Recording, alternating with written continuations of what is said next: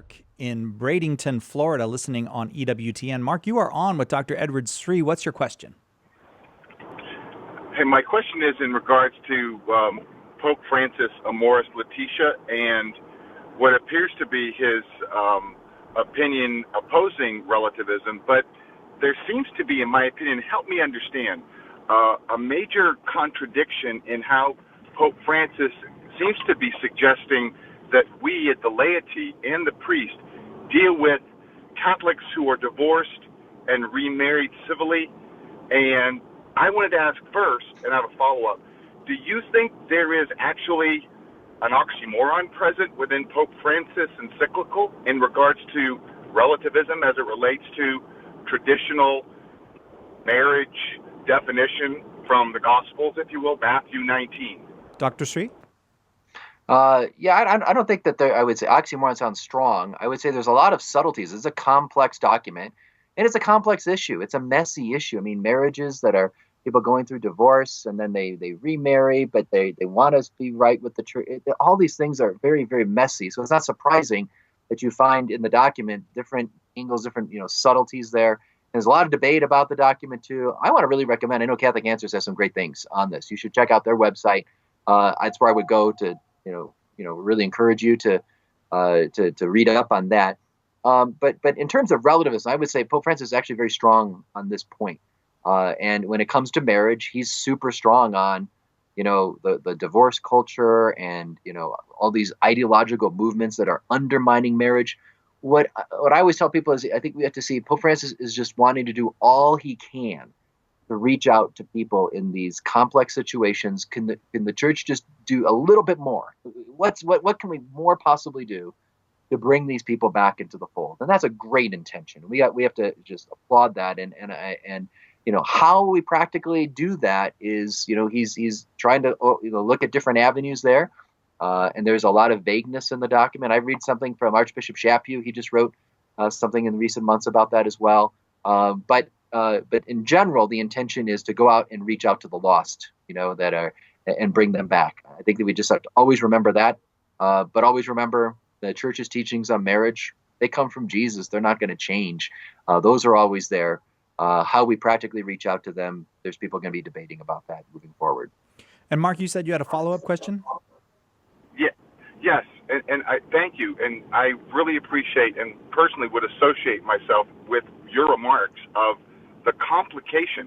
But let me ask you, in your opinion, a practical reality based on the analogy you used earlier about being advised as a young person to be yourself or do what you think is right. What do you think about, like in a parish, say you have a divorced person who is civilly remarried that is actually teaching in the catechism program?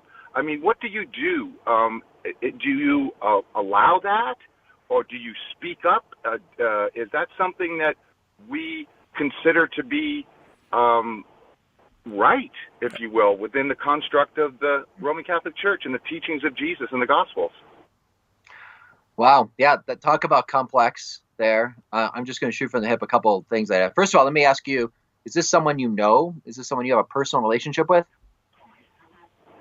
Well, there are several, and yes, I do, and also anecdotally. The point is that these types of complications are more and more common today than they were when I was going to Catholic schools and even going to Catholic universities, where we're told when you even see these types of relationships, whether it be a civilly remarried divorcee teaching catechism or an openly active gay priest speaking what seems to be anathema. What do you do? Just look the other way and be yourself? Yeah. Okay, well, I'll give you, here's a general principle. This is something, I don't know how you're familiar with Focus, the Fellowship of Catholic University Students.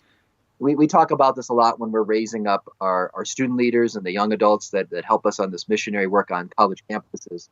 We welcome everyone to participate in what we're doing. I don't care what color you are, what race you are, what religion you are, what your beliefs are, what your moral life is for.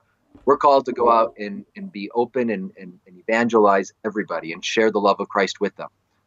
Now, when it comes to a student, say on a college campus, that's thinking, I'd like to lead a study. I want to be a leader in this movement. I want to be, a Bible study leader. That's where we say, hey, everyone has a potential for that. But if someone's going to actually be in a leadership role where they're standing up and representing the Catholic Church, what's absolutely crucial is that they have the moral authority to do that. And I would say it doesn't matter how smart someone is, how much they could have memorized the Bible and the Catechism, but if they're not interiorly living in harmony with Christ, on a significant issue, we're all struggling and we all have our own sins and all. But when I am not in harmony with it in my moral life, I don't have the moral authority to stand up and do that. For example, let me just give an example. Let's say if I were having an affair, I'm not, but let's just say I were having an affair and I were to go speak at a marriage conference. And even if nobody knew about it, I'm not going to be an effective instrument of the gospel. I might speak all this truth, and maybe there'd be some people that would benefit from that. But the impact that God would want to have through that presentation is going to be greatly diminished just because my life is not fully yielded to that. And you can say the same thing about whether it's a college student that's sleeping around. We challenge the students, hey, you want to be in leadership? Just want you to know, some of the big issues college students struggle with is chastity, and we want to make sure you're living a chaste life because you're going to be standing up and representing Christ. Or you're going to be, let's say, another big issue on college campuses is drunkenness. And, if you struggle with, is it okay to have a beer if you're 21? Absolutely. But are you getting drunk? Because that's serious sin, according to church teaching. And so these are issues we challenge the students on because we have to say, if you're going to stand up as a teacher, you're held to an even higher standard. The letter of James points out for us. So I would keep those principles in mind. That I think that for the good of everyone, we want to make sure we're living fully in harmony in the church when you're standing up in official position. That being said, could there be somebody who is just struggling with alcoholism? Maybe they're not going to assume a formal leadership role, at the parish or, in Focus or whatever organization you might have. But that doesn't mean they can't be a witness at all, because maybe they sincerely are trying. They want to live a good life and they really love God, and God looks at them very mercifully and they keep going to confession, and so they can still be evangelists. But do we want to put them in a formal leadership role? I think that's a different thing. And I would apply that to a whole array of issues, including the ones that you mentioned there. So I hope that general principles are helpful, and then you can apply them to particular situations in a prudential way in your own discernment.